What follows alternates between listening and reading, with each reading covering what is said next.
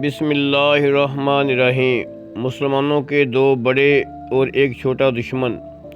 قرآن پاک نے بار بار اس مسئلہ پر روشنی ڈالی اور اعلان فرمایا کہ ہر کافر مسلمان کا دشمن ہے، اور کفار کے دل و دماغ میں مسلمانوں کے خلاف ایک زہر بھرا ہوا ہے، اور ہر وقت اور ہر موقع پر کافروں کے سینے مسلمانوں کی عداوت اور کینے سے آگ کی بھٹی کی طرح جلتے رہتے ہیں۔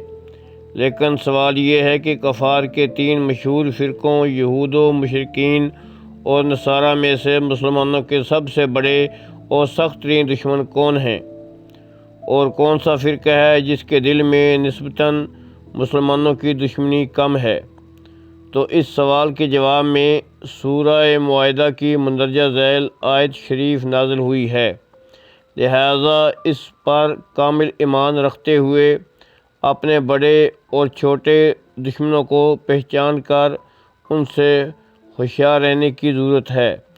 ارشاد خداوندی ہے کہ ترجمہ کنز الایمان، ضرور تم مسلمانوں کا سب سے بڑھ کر دشمن یہودیوں اور مشرکوں کو پاؤ گے، اور ضرور تم مسلمانوں کی دوستی میں سب سے زیادہ قریب ان کو پاؤ گے جو کہتے تھے ہم نصارہ ہیں، یہ اس لیے کہ ان میں عالم اور درویش ہیں۔